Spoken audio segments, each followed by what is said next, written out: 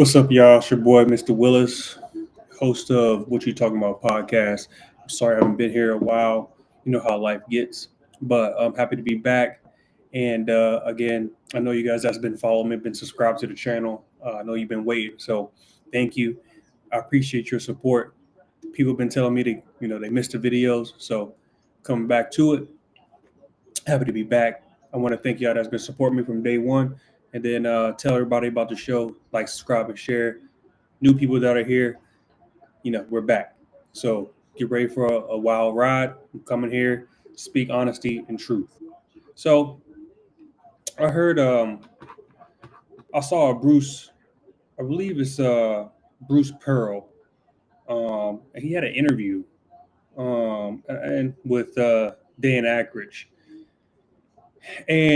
or Dan Dakich. I think that's, am I saying it right? Hope I'm saying it right. Sorry, Mr. Dakich, if you see this, my apologies.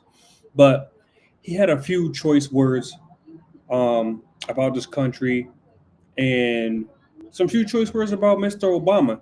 And if you know, Barack and all them, Trump is coming after him, rightfully so. But YouTube and them, they want to censor the channel. So we'll see how it goes. I'll wait till more information comes out on that.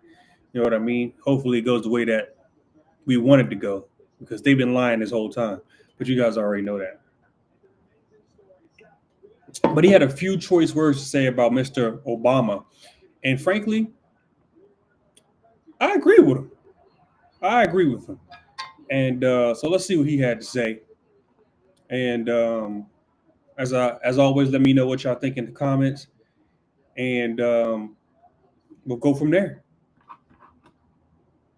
I get so frustrated when I hear what a terrible country we are, how racist we are, how this is not the land of opportunity for everybody.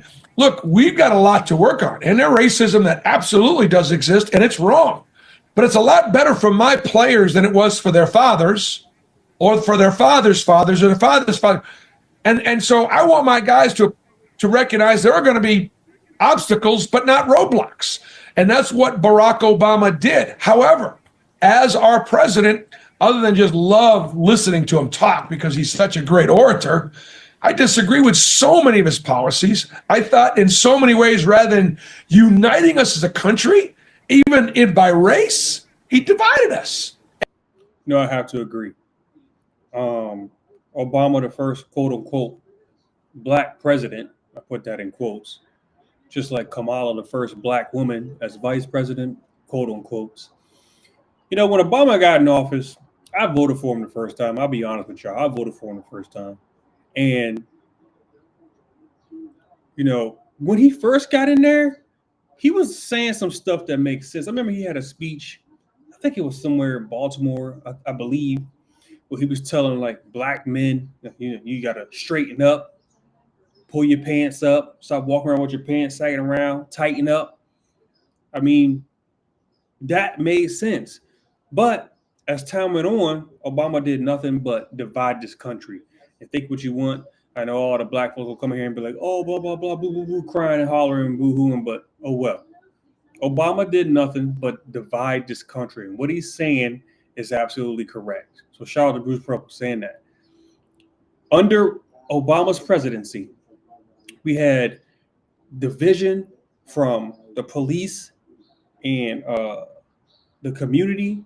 We had division between black and white, and we had division from LGBT community, whatever, and everybody else. It just divided us right down the middle. He did nothing to unify this country at all. And we're still seeing the lingering effects of it today.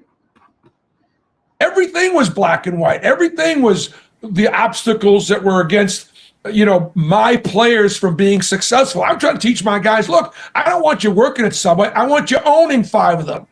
And that's possible. I think in many ways, Barack Obama told a different story. So it's hard to criticize him, though, because you get a lot of feedback that's really, really negative. My point on Obama the last time was this. He was calling on Israel for a ceasefire. He was calling on Israel to stop the war. He was calling on Israel, to release the hostages. And I'm like, dude, they're not the ones holding the hostages. They didn't start this war. the war and the violence and all the atrocities that go on both sides of the war end the minute that Hamas surrenders, releases the hostages. Shout out to Bruce. Hope he sees this. Spot on. The black community, for some reason, likes to embrace this victim mentality.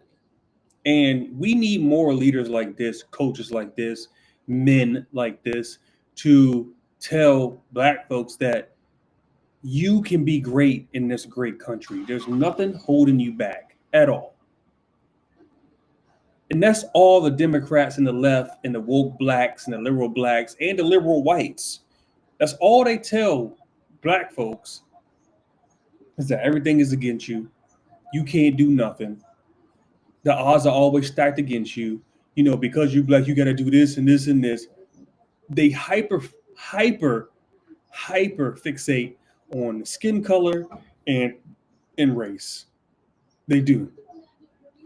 And we need more. If my sons were good enough or ever good enough to play college basketball, I would send them straight to Auburn, because this is what we need. Stop telling black folks that they're always behind the 8 ball and blah, blah, blah. Everything's against you. Always this victim mentality. That's what clowns like Charlemagne, the fraud say. You know, that's what shows like The View tell you. That's what all these woke Hollywood weirdos and celebrities tell black folks, that they can't do nothing. That this world is, or this country is just against just only black people. Everybody has obstacles in their life. I'm sick of it. I'm sick of it. That's all we do is cry, cry, cry. And that's why, if you look at some of my later videos, black fatigue has set in. Because every time something comes up that quote unquote happens to a black person, it's always, oh, it's because I'm black. Oh, it's because of the system. Oh, white people this, white people that, blah, blah, blah. It's all the time. So shout out to Bruce Pearl for doing this. Great video. Mr. Pearl, Coach, if you see this, thank you so much for saying what you have to say. And he's right. The moment you say something about Obama, apparently the greatest president we ever had, wrong. I think he's one of the worst. And I stand on that. Obama was one of the worst presidents we had. If it wasn't for Biden, Obama would be the worst. Somehow Biden became worse than him. Crazy. But shout out to him. Shout out to him for standing on that. And I saw some of the comments under there talking about you coach black players and all this other stuff. Yeah, we need discipline. We need structure. We need this mentality to teach young black men that I don't want you working at Subway. Did you hear what he said? I don't want you working at Subway. I want you owning 5 of them. That's the mentality that we as fathers, as leaders, as coaches, pastors, all this other stuff need to instill in young men. Own it. Don't just be an employee. Own it. Get out here, put in hard work, stay out of trouble, be a positive member of society, enjoy yourself, make some money, build a family, and enjoy this great country. I don't understand. But thank you, Mr. Pearl, for doing that. Coach, that was great. Thank y'all for being here. Shout out to y'all that's been here from day one. I love y'all to death. Remember, like, subscribe, and share. Those that are new here, welcome back. Thank you for being here. Remember to spread the word as well. Y'all hit that like button for me so it can circle around the algorithm. You know, Instagram and TikTok and YouTube, they be trying to censor everything.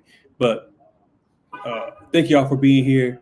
And this is what we do on this page. We cause chaos one truth at a time. And y'all stay safe.